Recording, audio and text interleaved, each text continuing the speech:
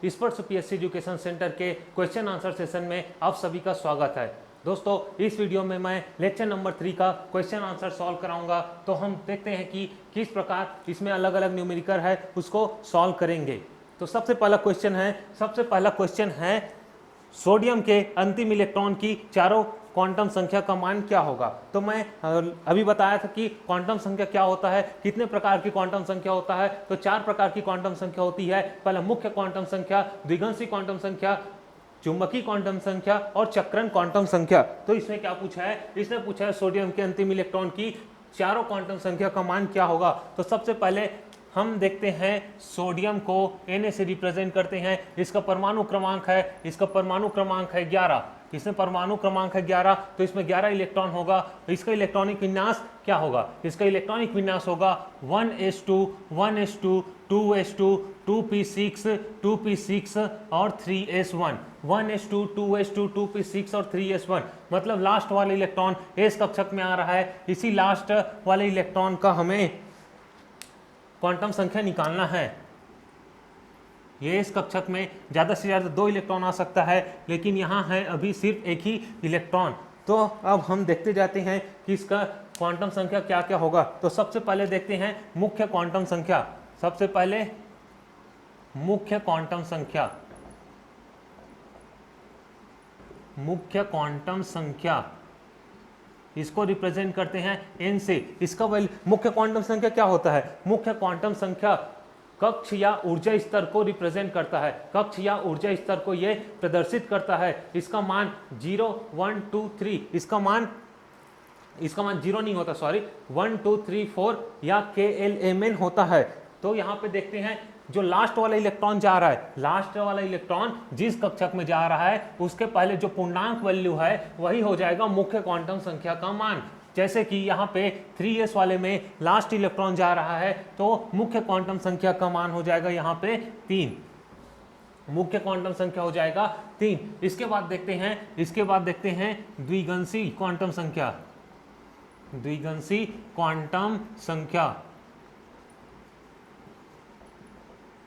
Quantum संख्या को represent करते हैं L से। और ये क्या बताता है, यह उप ऊर्जा स्तर को बताता है, यह उप ऊर्जा स्तर या कक्षकों को बताता है। तो मैं बताया था कि परमाणु में 4 प्रकार के कक्षक होते हैं, S, P, D और F, जिसका वैल्यू 0 1 2 और 3 होता है। 0 1 2 और 3 होता है। तो यहाँ पे क्या होगा, यहाँ पे लास्ट वाला इलेक्ट्रॉन S कक्षक में जा रहा है, तो इसका S कक्षक मतलब S है, इसलिए इसका वैल्यू क्या हो जाएगा 0।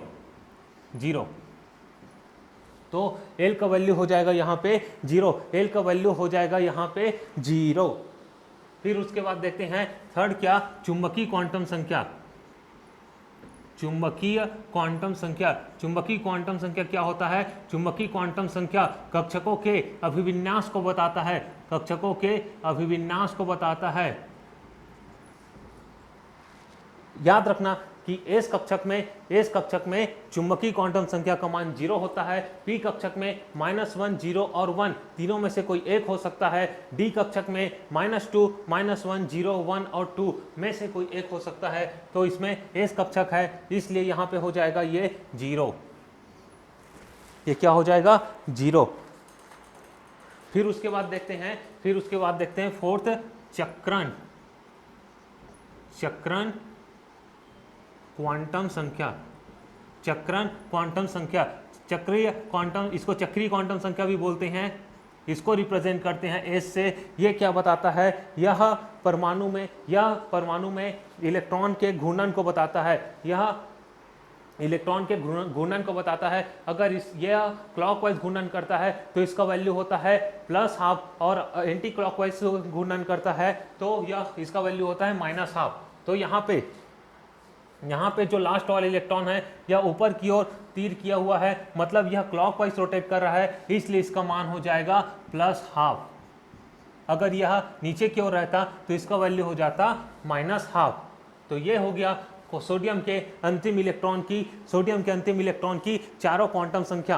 पहला मुख्य क्वांटम संख्या, 3 द्विगंशी क्वांटम संख्या 0, चुंबकीय क्वांटम संख्या 0, चक्रण क्वांटम संख्या +½ अब देखते हैं क्वेश्चन नंबर 2। क्वेश्चन नंबर 2 क्या बोला है, नाइट्रोजन के 7वें इलेक्ट्रॉन की चारों क्वांटम संख्या लिखो। नाइट्रोजन के 7वें इलेक्ट्रॉन की चारों क्वांटम संख्या लिखो। तो हम जानते हैं नाइट्रोजन को रिप्रेजेंट करते हैं N से, इसका परमाणु क्रमांक है 7, इसमें इलेक्ट्रॉनों की संख्या होती है 7 और इसका इलेक्ट्रॉनिक विन्यास है 1s2 2s2 2p3 1s2 2s2 2p3। तो जो 7वां इलेक्ट्रॉन है वह p कक्षक में आएगा। p कक्षक में ज़्यादा से ज़्यादा 6 इलेक्ट्रॉन आ सकता है, लेकिन इसमें रहेगा सिर्फ 3 इलेक्ट्रॉन। ये कुछ इस प्रकार p कक्षक को उप कक्षक में डिवाइड किया गया है px, py और pz। इसको -1, -1, 0 और 1 भी बोला जाता है। -1, 0 और 1 भी बोला जाता है। अब देखते हैं इसका मुख्य क्वांटम संख्या क्या होगा। मुख्य क्वांटम संख्या क्या होगा, तो ध्यान से देखना। मुख्य क्वांटम संख्या को रिप्रेजेंट करते हैं n से। तो जो लास्ट वाला 7वां इलेक्ट्रॉन है वह 2p कक्षक में जा रहा है, 2p कक्षक में ये भर रहा है। तो इसका मुख्य क्वांटम संख्या हो जाएगा 2। मुख्य क्वांटम संख्या क्या हो जाएगा 2। फिर उसके बाद देखना द्विगंशी क्वांटम संख्या क्या होगा। द्विगंशी क्वांटम संख्या होगा 1। क्यों 1 होगा, क्योंकि जो लास्ट वाला 7वां इलेक्ट्रॉन है वह p कक्षक में जा रहा है और द्विगंशी क्वांटम संख्या में s कक्षक होता है 0, p कक्षक होता है 1, d कक्षक होता है 2 और f कक्षक होता है 3। इसलिए इसमें द्विगंशी क्वांटम संख्या हो जाएगा 1। उसके बाद देखते हैं चुंबकीय क्वांटम संख्या। चुंबकीय क्वांटम संख्या क्या होगा, तो ये जो 7वां वाला इलेक्ट्रॉन है वह 1 वाले उपकक्षक में जा रहा है, तो चुंबकीय क्वांटम संख्या का मान हो जाएगा +1। चुंबकीय क्वांटम संख्या का मान हो जाएगा +1। उसके बाद देखते हैं चक्रण क्वांटम संख्या, जिसे S से रिप्रेजेंट करते हैं। तो इसका मान क्या होगा, तो जो 7वां वाला इलेक्ट्रॉन है ये ऊपर की ओर तीर किए हुए है, तो इसमें +12 आ जाएगा इसका वैल्यू। क्यों, क्योंकि यह क्लॉकवाइज रोटेट कर रहा है, इसीलिए यह ऊपर वाले डायरेक्शन की तरफ है। तो इसका हो जाएगा +12। तो इलेक्ट्रॉन के चारों क्वांटम संख्या क्या क्या हुए। पहला हुआ मुख्य क्वांटम संख्या का मान हुआ 2, द्विगंशी क्वांटम संख्या का मान हुआ 1 और चुंबकीय क्वांटम संख्या का मान हुआ +1 और चक्रण क्वांटम संख्या का मान हुआ +12। तो ये हो गया सेकंड क्वेश्चन। अब देखते हैं थर्ड क्वेश्चन। थर्ड क्वेश्चन क्या बोला है, 3p कक्षक में कितने विस्पंद या नोट होंगे। 3p कक्षक में कितने विस्पंद या नोट होंगे, तो इसको देखना।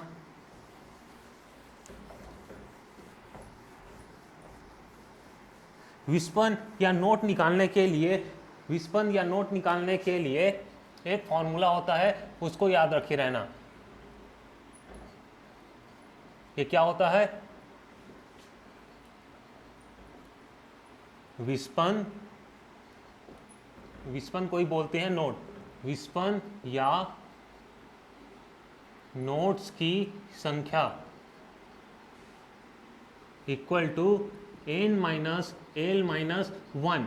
यहाँ n है मुख्य क्वांटम संख्या, l है द्विगंशी क्वांटम संख्या और उसमें -1 और करना है। तो सबसे पहले तो देखना 3p कक्षक में l का मान क्या होगा, l का वैल्यू क्या होगा। 3p कक्षक में पहले तो मुख्य क्वांटम संख्या का मान क्या होगा 3, क्योंकि ये 3p है। फिर इसमें द्विगंशी क्वांटम संख्या l का मान क्या होगा 1, क्योंकि यह p कक्षक है, p कक्षक का मान होता है 1। तो सिंपल इसको फॉर्मूला में रख देना है। नोट की संख्या क्या हो जाएगी, नोट्स की संख्या इक्वल टू n का वैल्यू है 3, l का वैल्यू है 1 - 1, तो हो जाएगा 1। तो ये आ जाएगा आंसर। फिर देखते हैं फोर्थ क्वेश्चन। मैं इसको रब कर देता हूं। फोर्थ क्वेश्चन क्या बोला है, फोर्थ क्वेश्चन बोला है n = 3 हो तो l और m का मान बताइए। मतलब मुख्य क्वांटम संख्या का वैल्यू दे दिया है 3। आंसर 4। ये दे दिया है n इक्वल टू 3, ये बोला है n इक्वल टू 3 और पूछा है l क्या होगा और m क्या होगा।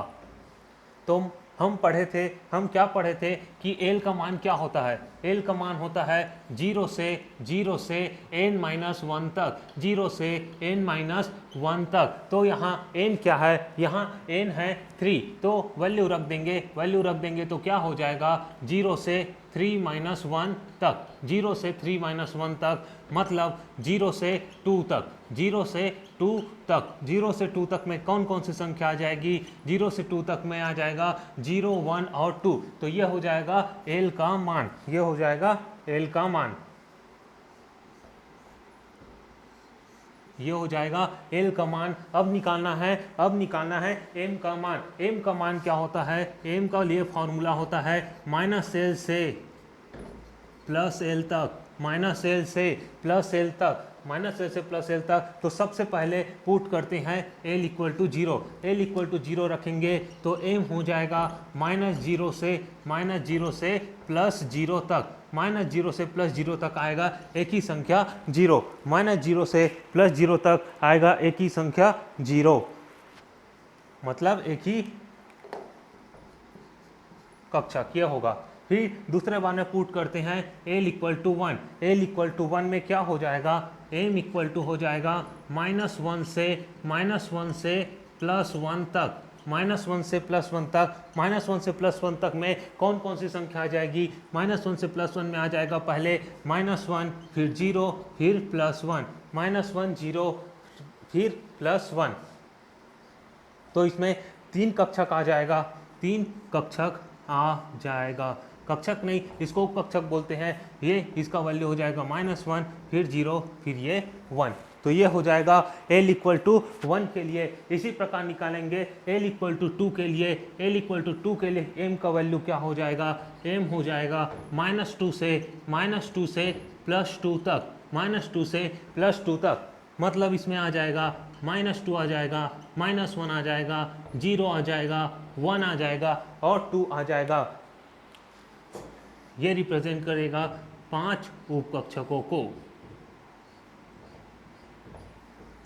एक का मान होगा -2, -1, 0, 1 और 2। तो ये हो जाएगा l और m का मान जब n इक्वल टू 3 दिया रहेगा। तो ये हो गया दोस्तों क्वेश्चन नंबर 4। क्वेश्चन नंबर 4 अब देखते हैं क्वेश्चन नंबर 5। क्वेश्चन नंबर 4 तक हमने सॉल्व कर लिया। अब देखते हैं क्वेश्चन नंबर 5। क्वेश्चन नंबर 5 क्या है, प्लस हाफ चक्रण क्वांटम संख्या तथा -1 चुंबकीय क्वांटम संख्या युक्त इलेक्ट्रॉन उपस्थित नहीं होगा। तो इसको भी ध्यान से देखना।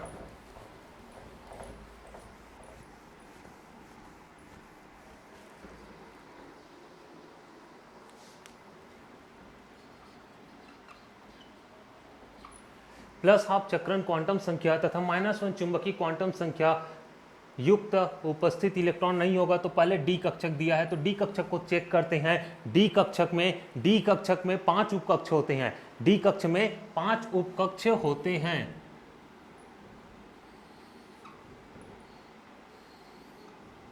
डी कक्षक में 5 उपकक्ष होते हैं। इसमें से ये वाला होता है -2, ये -1, 0, 1 और 2। तो इसमें -1 चुंबकीय क्वांटम, ये चुंबकीय क्वांटम संख्या है तो ये -1 वाला तो आ रहा है, -1 वाला आ रहा है और इसमें ज़्यादा से ज़्यादा 10 इलेक्ट्रॉन आ सकता है। 10 इलेक्ट्रॉन कुछ भी हो सकता है।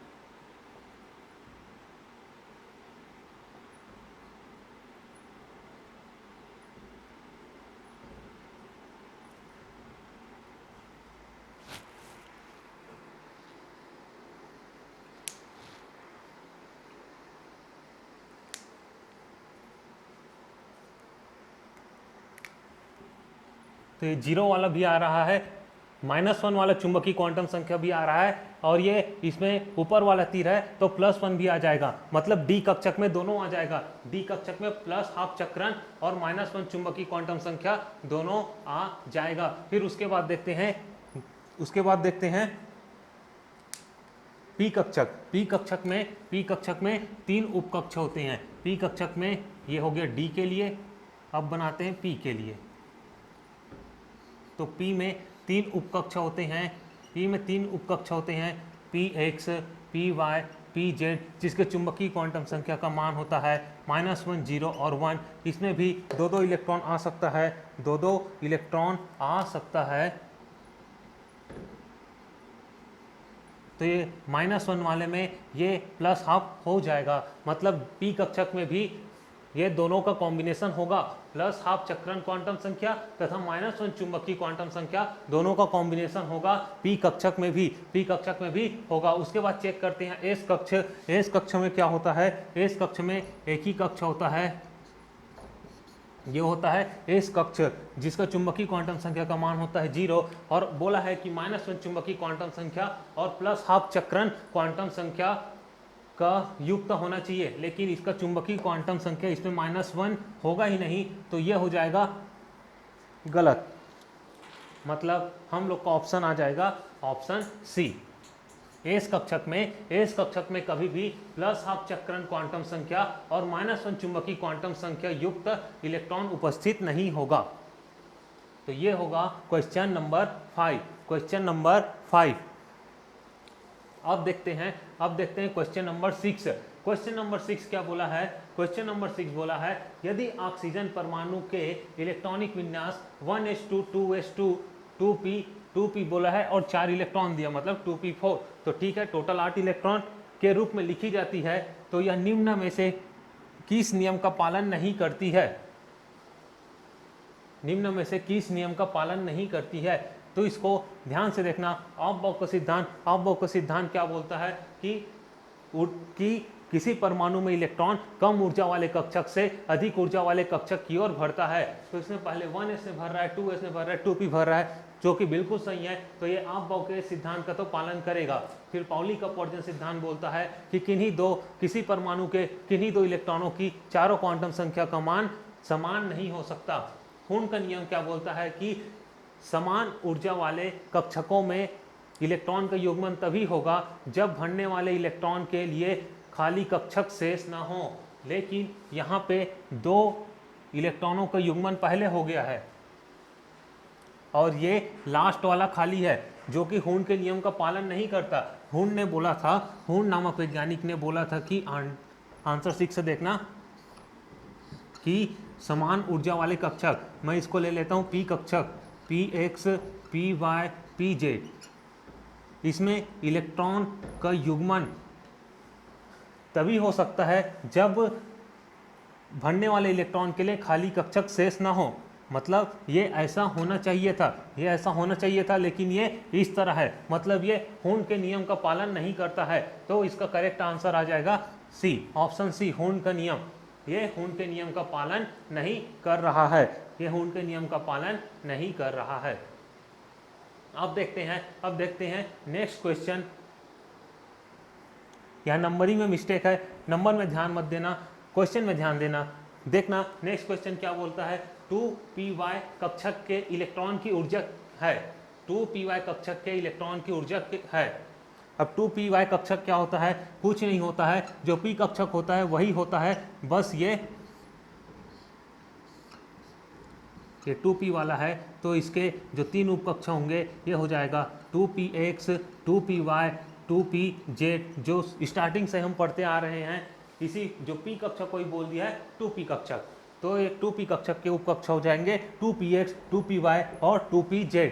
और इसमें क्या पूछा है कि जो 2py कक्षक की इलेक्ट्रॉन की ऊर्जा, ये 2py वाले कक्षक की इलेक्ट्रॉन की ऊर्जा है 2px कक्षक से अधिक, 2pz कक्षक से कम, 2px कक्षक से अधिक, 2pz कक्षक से कम, कि तीनों में समान। तो एक बात याद रखना, किसी कक्षक के सभी उपकक्षकों की ऊर्जा क्या होती है, समान होती है। ये 2px वाले इलेक्ट्रॉन की ऊर्जा भी उतनी होगी जितने की 2p वाले कक्षक के इलेक्ट्रॉन की ऊर्जा, और उसका उतना ही होगा 2pz वाले कक्षक की ऊर्जा। इसको याद रखे रहना, px equal to py equal to pz। तीनों कक्षकों की ऊर्जा समान होगी, तीनों कक्षकों में इलेक्ट्रॉन की ऊर्जा समान होगी, तो इसमें आ जाएगा option number D. Option number D बोला है 2px तथा 2pz कक्षकों के समान, जो कि बिल्कुल सही है। 2p इसकी ऊर्जा तीनों के समान होगी। फिर उसके बाद देखते हैं नेक्स्ट क्वेश्चन। क्वेश्चन नंबर 7 बोला है जब 4d कक्षक पूर्ण भर जाता है तो नया आने वाला इलेक्ट्रॉन किस कक्षक में आएगा। जब 4d कक्षक पूरा भर जाता है तो नया आने वाला इलेक्ट्रॉन किस कक्षक में आएगा। तो इसको बनाने के लिए आपको ऑफ-बाउ का सिद्धांत पता होना चाहिए। मैं ऑफ-बाउ का सिद्धांत बताया था, एक सिंपल सा डायग्राम है, उसको याद रखना। क्या था उसमें, 1s था, 2s था, 3s था, 4s था, 5s था, 6s था, 7s था। फिर उसके बाद p कक्षक में आ जाएगा 2p, 3p, 4p, 5p, 6p, 3d, 4d, 5d और ये 6d। फिर 4f और 5f, 4f और 5f। तब इसमें याद रखना ये किस प्रकार से होता है। सबसे पहले आ जाएगा 1s वाला, फिर आ जाएगा 2s वाला, फिर आएगा 2p, 3s, फिर आएगा 3p, 4s। डायगोनल लेते जाना है। फिर आएगा 3d, 4p, 5s। ये ऊर्जा का क्रम है, कक्षकों को कम से ज़्यादा की ओर। सबसे कम ऊर्जा होती है 1s कक्षक की और सबसे अधिक ऊर्जा होती है 6d कक्षक की।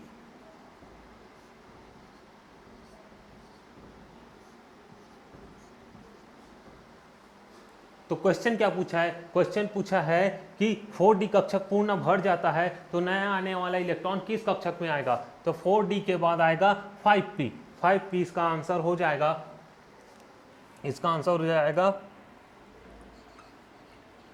आंसर 7। इसका आंसर आ जाएगा 5d। जब 4d पूरा भर जाएगा उसके बाद 5p वाला कक्षक में इलेक्ट्रॉन आएगा। तो ऑफ-बाउ का सिद्धांत आपको पता होना चाहिए। मैं इधर भी लिख देता हूं आंसर। इसका आंसर आएगा 5p।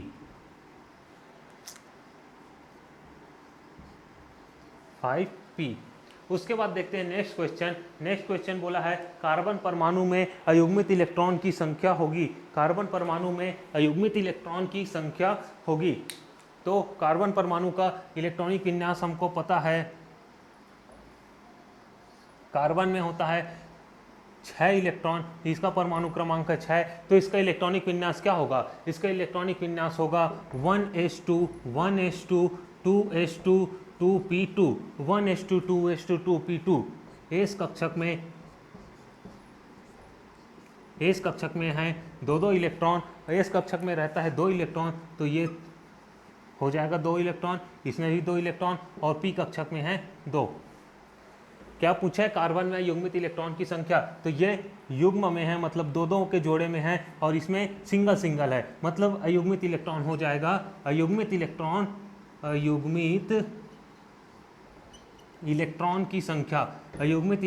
की संख्या हो जाएगी 2।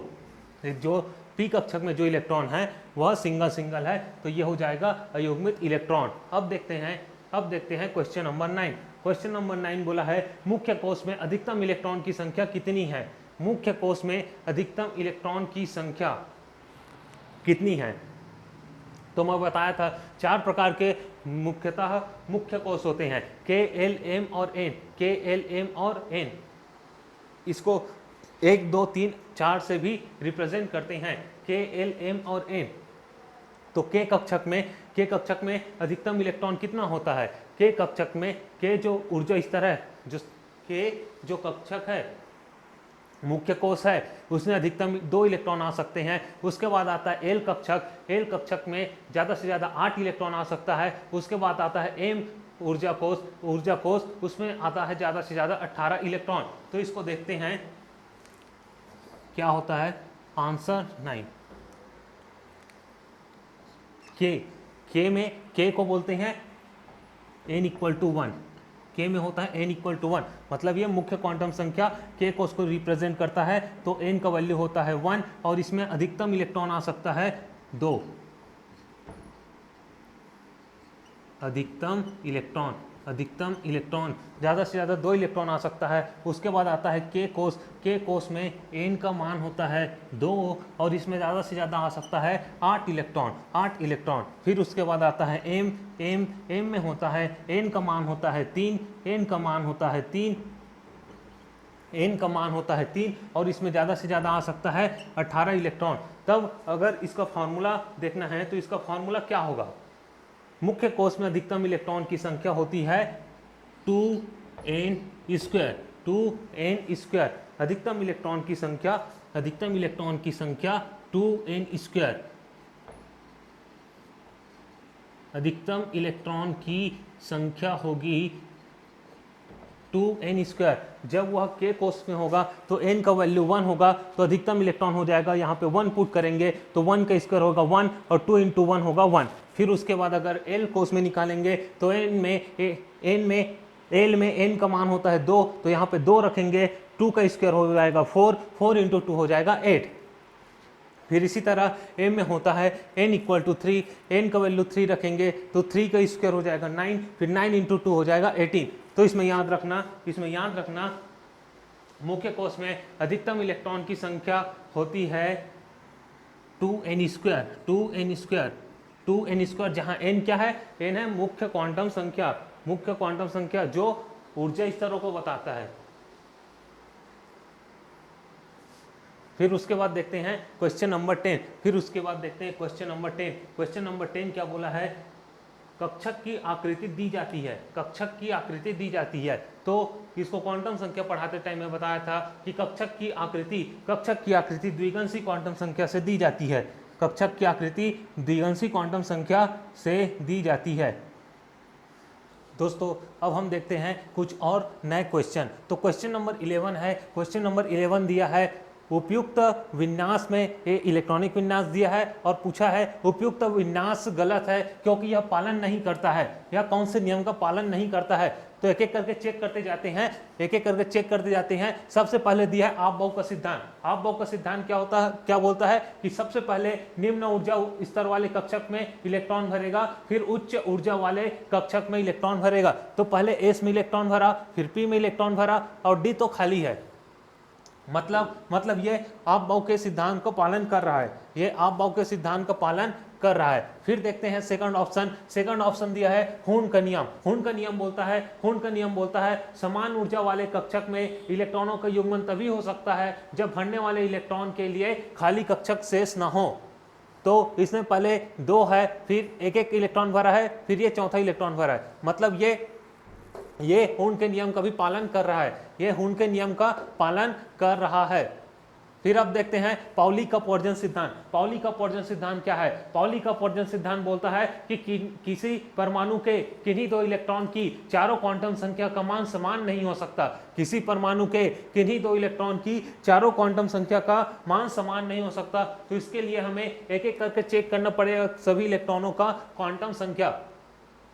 तो देखते हैं कि सबसे पहले पहले इलेक्ट्रॉन के लिए क्या होगा। पहले इलेक्ट्रॉन ये एस वाला कक्षक में है।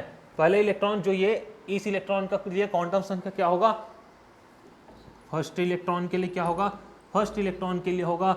n मतलब मुख्य क्वांटम संख्या का मान होगा 1। फिर उसके बाद होगा क्योंकि ये पहले कक्षक में आ रहा है। फिर उसके बाद देखते हैं द्विगंशी क्वांटम संख्या उप ऊर्जा स्तर को बताता है। ये एस कक्षक में जा रहा है और एस कक्षक में द्विगंशी क्वांटम संख्या का मान होता है 0। फिर उसके बाद देखते हैं चुंबकीय क्वांटम संख्या। अगर l = 0 है मतलब एस कक्षक है तो चुंबकीय क्वांटम संख्या का मान तो हमेशा 0 ही होता है। फिर उसके बाद देखते हैं चक्रण क्वांटम संख्या को एस से रिप्रेजेंट करते हैं और इसका मान होता है जो इलेक्ट्रॉन होता है उस पर डिपेंड करता है। ये ऊपर की ओर तीर किया हुआ है मतलब इसका मान होगा +½ ये हो जाएगा प्लस हाफ। ये हो गया फर्स्ट इलेक्ट्रॉन के लिए, ये हो गया फर्स्ट इलेक्ट्रॉन के लिए। अब देखते हैं सेकंड इलेक्ट्रॉन के लिए क्या होगा। सेकंड इलेक्ट्रॉन के लिए होगा, ये वाले इलेक्ट्रॉन के लिए देखना आप, सेकंड इलेक्ट्रॉन के लिए क्या होगा, n का मान होगा, मुख्य क्वांटम संख्या का मान होगा, मुख्य क्वांटम संख्या का मान होगा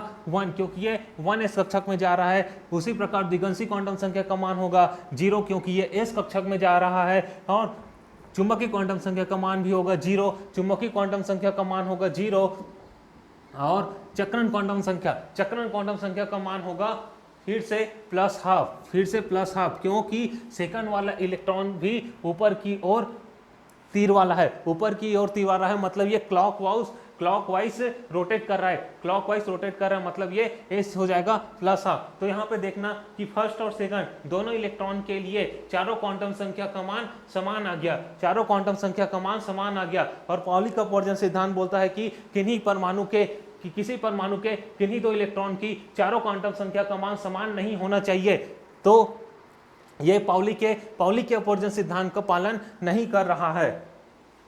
तो करेक्ट आंसर आ जाएगा ऑप्शन सी, ये पाउली के अपवर्जन सिद्धांत का पालन नहीं कर रहा है। ये हो गया क्वेश्चन नंबर 11, ये हो गया क्वेश्चन नंबर 11। अब देखते हैं क्वेश्चन नंबर 12। क्वेश्चन नंबर 12 क्या बोला है, क्वेश्चन नंबर 12 बोला है निम्न कौन सा तत्व इस इलेक्ट्रॉनिक विन्यास से दर्शाया जाता है, निम्न कौन सा तत्व इस इलेक्ट्रॉनिक विन्यास से दर्शाया जाता है। यहाँ पे दे दिया है 1s कक्षक दिया है, 2s कक्षक दिया है, 2p कक्षक दिया है। 1s में 2 इलेक्ट्रॉन है, 2s में 2 इलेक्ट्रॉन है और 2p में 6 इलेक्ट्रॉन है। तो सबसे पहले तो काउंट कर लेते हैं कि कितने टोटल इलेक्ट्रॉन है। 1s में 2 है, 2s में 2 है मतलब 4, फिर 2p में 6 इलेक्ट्रॉन है मतलब टोटल 10 इलेक्ट्रॉन है। अब टोटल 10 इलेक्ट्रॉन वाला तत्व कौन सा है, टोटल 10 इलेक्ट्रॉन वाला तत्व है, देखते जाते हैं ऑप्शन से। फ्लोरीन का परमाणु क्रमांक होता है 9, तो इसमें 9 इलेक्ट्रॉन होगा। उसके बाद नियान का परमाणु क्रमांक होता है 10, इसमें 10 इलेक्ट्रॉन होगा। यही है करेक्ट आंसर। सी ऑप्शन दिया सोडियम का परमाणु क्रमांक होता है 11, इसमें 11 इलेक्ट्रॉन होंगे। और मैग्नीशियम का परमाणु क्रमांक होता है 12, इसमें 12 इलेक्ट्रॉन होंगे। तो यह हो गया क्वेश्चन नंबर 12। अब देखते हैं क्वेश्चन नंबर 13। क्वेश्चन नंबर 13 क्या बोला है, क्रोमियम के 19th इलेक्ट्रॉन की क्वांटम संख्या क्या होगी। मैं इसको रफ कर देता हूं। क्रोमियम के 19th इलेक्ट्रॉन की क्वांटम संख्या क्या होगी। तो हम जानते हैं क्रोमियम का परमाणु क्रमांक क्या होता है, क्रोमियम का परमाणु क्रमांक होता है 29। क्रोमियम का परमाणु क्रमांक होता है 24। इसको Cr से रिप्रेजेंट करते हैं। इसका इलेक्ट्रॉनिक विन्यास क्या होता है, इसका इलेक्ट्रॉनिक विन्यास होता है 1s2 2s2 2p6 2p6 3s2 3p6 3p6 3p6 4s1 4s1 3d5 4s1 3d5 1s2 2s2 2p6 3s2 3p6 4s1 3d5। ये क्यों ऐसा होता है, ये मैं बताया था कि जो अर्धपूरित कक्षक होते हैं वे अपूर्ण रूप से पूरित कक्षक की अपेक्षा में अधिक स्थायित्व होते हैं, इसलिए ये 4s1 3d5 होता है। तब इसका 19th इलेक्ट्रॉन कौन सा होगा। तो शुरू के 2 इलेक्ट्रॉन तो ये हो गए, फिर 2 4, फिर 6 10, फिर 2 12, 6 18। ये जो 4s1 वाला है, ये 4s वाला इलेक्ट्रॉन है, ये 4s1 वाला इलेक्ट्रॉन है, इसका क्वांटम संख्या हमें निकालना है। तो एक बात ध्यान देना कि इसमें 4s वाले में 1 इलेक्ट्रॉन है, 4s वाले में 1 इलेक्ट्रॉन है। तो ये जो 1 इलेक्ट्रॉन है वह ऐसा भी हो सकता है और ऐसा भी हो सकता है, या तो ये होगा या तो ये वाला होगा या ये वाला होगा, दोनों में से एक होगा। एक कॉमा तो नहीं लिखना चाहिए, लेकिन मैं बताने के लिए लिखा हूं कि दोनों में से एक होगा, दोनों एक साथ नहीं होगा। दोनों में से एक क्यों होगा, दोनों में से एक इसलिए होगा क्योंकि जब एक इलेक्ट्रॉन डी कक्षक में ट्रांसफर होगा, तो ये वाला इलेक्ट्रॉन भी ट्रांसफर हो सकता है और ये वाला इलेक्ट्रॉन भी ट्रांसफर हो सकता है। दोनों में से कोई एक इलेक्ट्रॉन ट्रांसफर होगा। तो या तो ये ऊपर तीर वाला इलेक्ट्रॉन इसमें होगा या नीचे तीर वाला इलेक्ट्रॉन इसमें होगा। तब हम देखते हैं इसमें इसका परमाणु क्रमांक। अब हम देखते हैं इसमें इसका क्वांटम संख्या। तो सबसे पहले देखते हैं मुख्य क्वांटम संख्या। मुख्य क्वांटम संख्या क्या होगा, मतलब n का मान क्या होगा। जो 19th वाला इलेक्ट्रॉन है वो 4s कक्षक में जा रहा है, मतलब मुख्य क्वांटम संख्या का मान होगा 4। फिर उसके बाद देखते हैं द्विगंशी क्वांटम संख्या। द्विगंशी क्वांटम संख्या क्या होगा, द्विगंशी क्वांटम संख्या जो 19th वाला इलेक्ट्रॉन है वो 4s1 कक्षक में है, 4s1 कक्षक में है, मतलब द्विगंशी क्वांटम संख्या का मान होगा 0, क्योंकि s कक्षक होता है 0।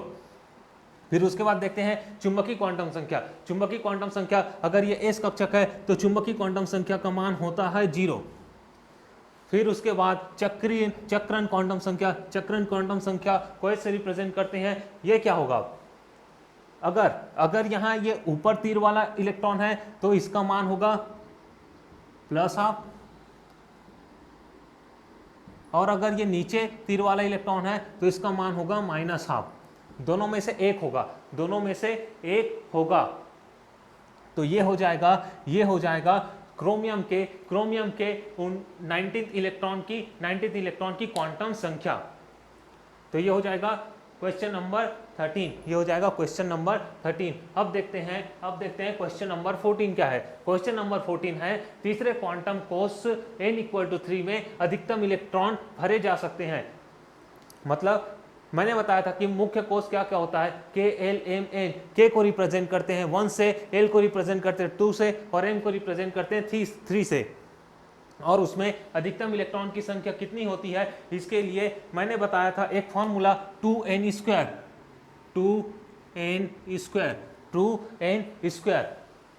और वहां पे क्वेश्चन में क्या है, ये 2n² में n क्या है, 2n² में n है मुख्य क्वांटम संख्या, और हमें पूछा क्या है n=3 के लिए। तो सिंपल 2n² में n की जगह में 3 पुट करेंगे तो आंसर आ जाएगा 2 × 3 का स्क्वायर। इसको सॉल्व करने पर आएगा 2 × 9 = 18। तो आंसर आ जाएगा 18, आंसर आ जाएगा इसमें 18। ये हो जाएगा क्वेश्चन नंबर 14। अब देखते हैं क्वेश्चन नंबर 15। क्वेश्चन नंबर 15 क्या है, क्रोमियम Z=24 का इलेक्ट्रॉनिक विन्यास लिखो। क्रोमियम Z=24 का इलेक्ट्रॉनिक विन्यास लिखो। इसका इलेक्ट्रॉनिक विन्यास बहुत इंपॉर्टेंट होता है, क्योंकि ये सामान्य तत्वों की भांति इसके इलेक्ट्रॉनिक विन्यास नहीं होता, इसमें थोड़ा सा चेंज होता है, इसलिए ये बार बार पूछा जाता है, इसलिए मैं यहाँ इसको डबल लिखा हूँ। अब क्रोमियम का इलेक्ट्रॉनिक विन्यास क्या होगा, क्रोमियम का इलेक्ट्रॉनिक विन्यास मैं यहाँ पे लिखा हूँ, आप यहाँ से देख सकते हैं। क्रोमियम के इलेक्ट्रॉनिक विन्यास क्या होगा, 1s2 2s2 2p6 3s2 3p6 4s1 3d5। ये कभी भी 4s2 3d4 नहीं होगा, 4s2 3d4 नहीं होगा, ये हो जाएगा 4s1 3d5। आप इसको याद रखना।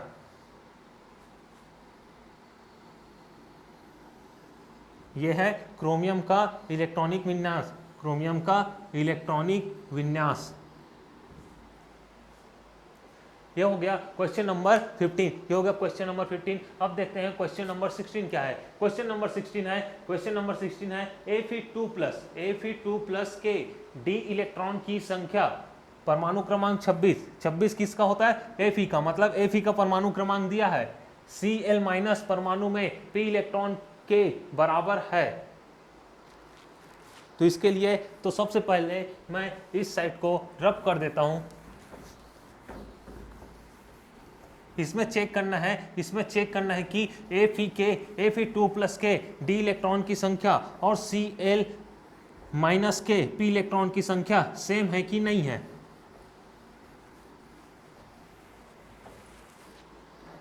तो इधर सॉल्व करते हैं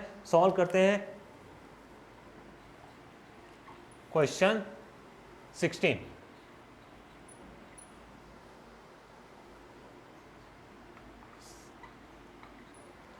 Fe2+ के इलेक्ट्रॉनिक विन्यास क्या होता है, Fe2+ का इलेक्ट्रॉनिक विन्यास क्या होता है, तो याद रखना Fe में होता है 26 इलेक्ट्रॉन, तो उसमें से 2 इलेक्ट्रॉन ये दान कर चुका है, तभी तो यहाँ पे लगा है प्लस चिन्ह है। तो Fe2+ में हो जाएगा 24 इलेक्ट्रॉन। तो इसका इलेक्ट्रॉनिक विन्यास होगा 1s2 2s2 2p6 3s2 3p6 1s2 2s2 2p6 3s2 1s2 2s2 2p6 3s2 3p6 4s2 3d6 4s2 3d6 4s2 3d6 ये होगा Fe का इलेक्ट्रॉनिक विन्यास, ये होगा Fe का इलेक्ट्रॉनिक विन्यास। लेकिन अब ये अपना 2 इलेक्ट्रॉन दान करेगा, 2 इलेक्ट्रॉन दान करेगा, मतलब ये लास्ट वाले कक्ष है डी कक्ष, डी कक्ष, डी कक्ष में है इसके 6 इलेक्ट्रॉन, डी कक्ष में है इसके 6 इलेक्ट्रॉन।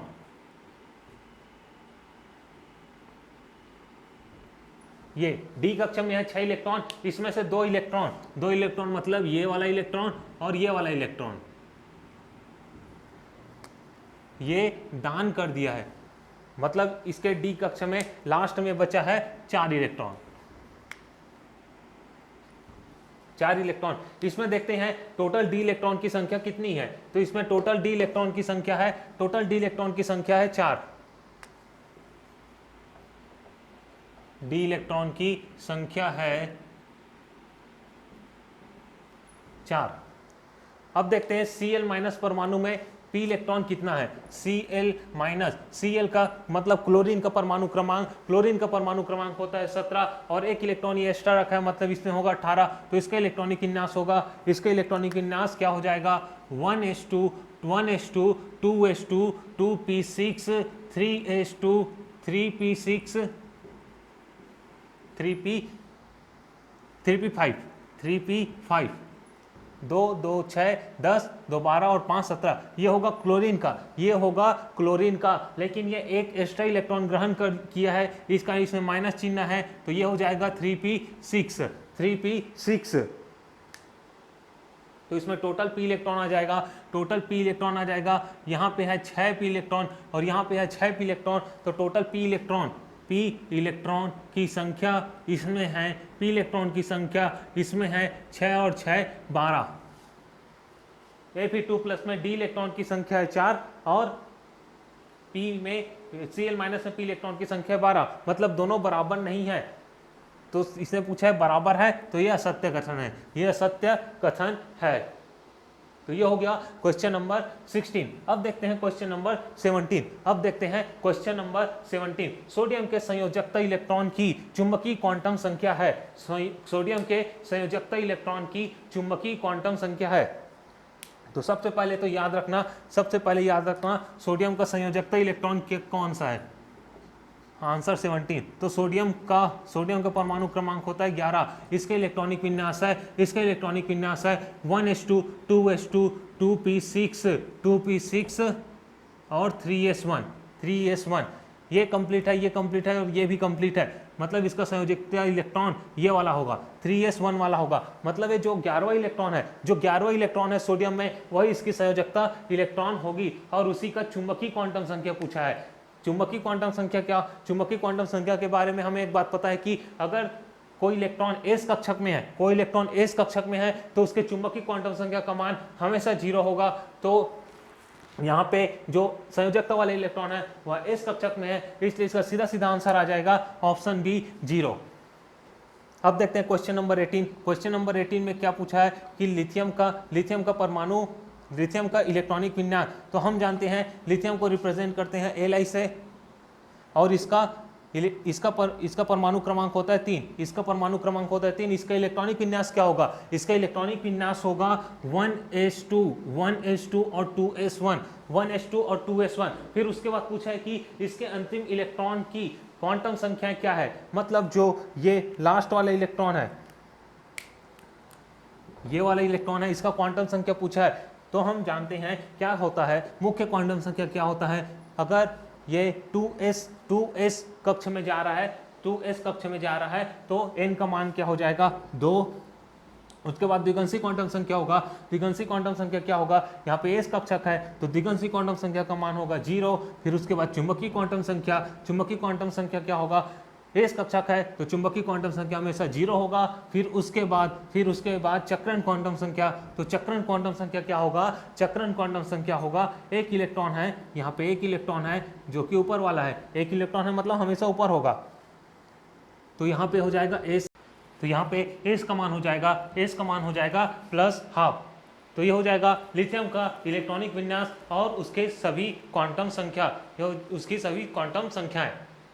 अब देखते हैं क्वेश्चन नंबर 19। क्वेश्चन नंबर 19 क्या बोला है, उपकोष में अधिकतम इलेक्ट्रॉन निम्न सूत्र द्वारा दिए जा सकते हैं।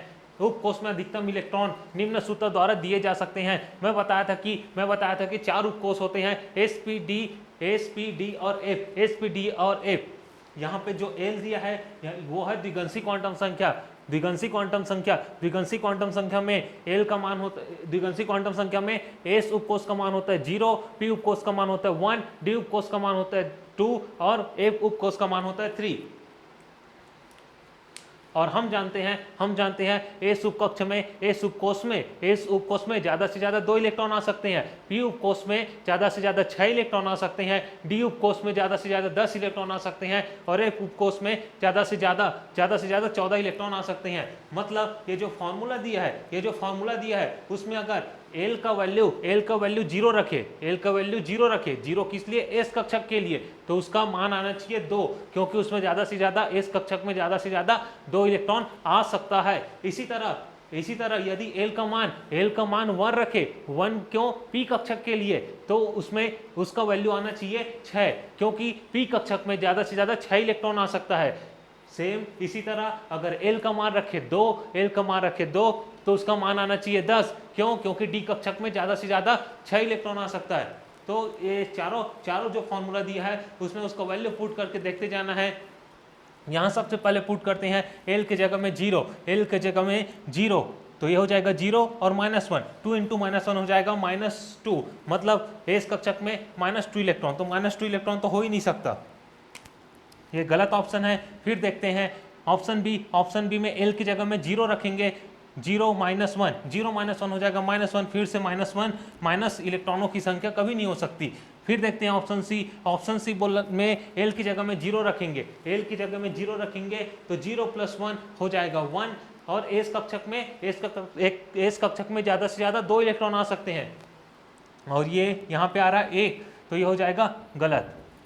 फिर देखते हैं ऑप्शन नंबर डी में L की जगह में 0 पुट करेंगे, तो ये हो जाएगा, ये वाला टर्म हो जाएगा 0, फिर 1 इंटू 2 होगा 2, तो ये है सही है। फिर P के लिए भी चेक कर सकते हैं, P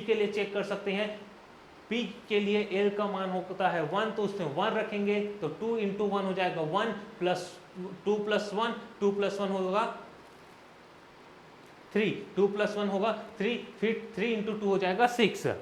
आप डी के लिए भी चेक कर सकते हैं और एफ के लिए भी चेक कर लेना, ये सही आएगा, ये हो जाएगा ऑप्शन डी हो जाएगा करेक्ट आंसर। उसके बाद देखते हैं क्वेश्चन नंबर 20 क्या बोला है, O2- अनुचुंबकी है या प्रतिचुंबकी। तो हम जानते हैं कि किसी परमाणु में अगर युग्मित इलेक्ट्रॉन की संख्या 0 है, तो वह होगा प्रतिचुंबकी, नहीं तो वो होगा अनुचुंबकी। तो इसमें चेक करते हैं कि O2- में अयुग्मित इलेक्ट्रॉन की संख्या क्या है। O का परमाणु क्रमांक होता है 6, O का परमाणु क्रमांक होता है 8। इसका इलेक्ट्रॉनिक विन्यास होगा 1s2 2s2 2p4, 1s2 2s2 2p4, लेकिन ये 2 इलेक्ट्रॉन और ग्रहण कर चुका है, तो O2- का इलेक्ट्रॉनिक विन्यास होगा 1s2 2s2 1s2 2s2 2p6। अब चेक करना इसमें अयुग्मित इलेक्ट्रॉन है कि नहीं है, तो एस कक्षक में ज़्यादा से ज़्यादा 2 इलेक्ट्रॉन आ सकता है और यहाँ 2 कक्षक है, मतलब अयुग्मित इलेक्ट्रॉन नहीं है। इसी तरह ये वाले एस कक्षक में भी अयुग्मित इलेक्ट्रॉन नहीं होगा और पी कक्षक में ज़्यादा से ज़्यादा 6 इलेक्ट्रॉन आ सकता है और यहाँ 6 इलेक्ट्रॉन है, तो इसमें अयुग्मित इलेक्ट्रॉन नहीं होगा। मतलब O2- क्या होगा, O2- प्रतिचुंबकी होगा, क्योंकि इसमें अयुग्मित इलेक्ट्रॉन है ही नहीं, प्रतिचुंबकीय। ये हो गया दोस्तों क्वेश्चन नंबर 20। हमने सभी तरह के क्वेश्चन सॉल्व कर लिए हैं, और सभी तरह के कॉन्सेप्ट पढ़ लिए हैं। इस टॉपिक में 2 छोटा डेफिनेशन और छूट गया है, उसको मैं बता देता हूँ, फिर ये टॉपिक कंप्लीट हो जाएगा। अब देखते हैं हाइजेनबर्ग का अनिश्चितता सिद्धांत। हाइजेनबर्ग का अनिश्चितता सिद्धांत ये क्या होता है? किसी गतिशील एवं सूक्ष्म कण का एक ही समय में उनके स्थिति एवं कोणीय संवेग का सही शुद्धता पूर्वक निर्धारण संभव नहीं है। यह बोला था हाइजेनबर्ग नामक वैज्ञानिक ने। क्या बोला था? किसी गतिशील एवं सूक्ष्म कण का एक ही समय में उसकी स्थिति एवं संवेग का शुद्धता पूर्वक निर्धारण संभव नहीं है। और एक रिलेशन दिया था del X into del P. Del X क्या है? स्थिति में अनिश्चितता। डेल पी क्या है? संवेग में अनिश्चितता। ग्रेटर देन होगा h/4 से। h/4 से यहाँ h है प्लांक स्थिरांक, इसको बोलते हैं प्लांक नियतांक या प्लांक स्थिरांक। इसका मान डायरेक्टली क्वेश्चन में पूछा जाता है कि प्लांक नियतांक का मान क्या होता है। तो ये आपको याद होना चाहिए कि इसका मान होता है 6.63 इंटू 10⁻34 जूल पर सेकेंड। 6.63 इंटू 10⁻34 जूल पर सेकेंड। अब एक बात यहाँ ध्यान देना, यहाँ h है, h यहाँ पे है कांस्टेंट, क्योंकि h का एक निश्चित मान है। h का एक निश्चित मान है, इसका मान है 6.63 इंटू 10⁻34 जूल पर सेकेंड। एक h यहाँ पे कांस्टेंट है, 4 तो कांस्टेंट होता ही है और पाई यहाँ पे कांस्टेंट होता ही है। मतलब ये जो राइट हैंड साइड वाला पूरा पार्ट कांस्टेंट है। तो इसी को लिख सकते हैं del X into del P equal to स्थिरांक मतलब कांस्टेंट। अब डेल पी वाला जो पार्ट है उसको नीचे में ला लीजिए, तो डेल एक्स हो जाएगा स्थिरांक अपॉन डेल पी। अब हम जानते हैं क्या जानते हैं कि अगर स्थिरांक और इक्वल टू है तो उसको प्रोपोर्शनल टू से रिप्लेस कर सकते हैं। तो ये क्या हो जाएगा? Del X is proportional to 1 upon del P. इसी को बोलेंगे del X is inversely proportional to del P. मतलब कि किसी गतिशील सूक्ष्म कण की स्थिति में अनिश्चितता उसके संवेग में अनिश्चितता के व्युत्क्रमानुपाती होता है। यह हो जाएगा हाइजेनबर्ग का सिद्धांत। अब देखते हैं डी ब्रोगली की द्वैती प्रकृति। यह क्वेश्चन पूछा जाता है कि प्रकाश की द्वैती प्रकृति किसने दी थी? तो वो उसका आंसर आएगा डी ब्रोगली। इसको देखते हैं ये क्या होता है।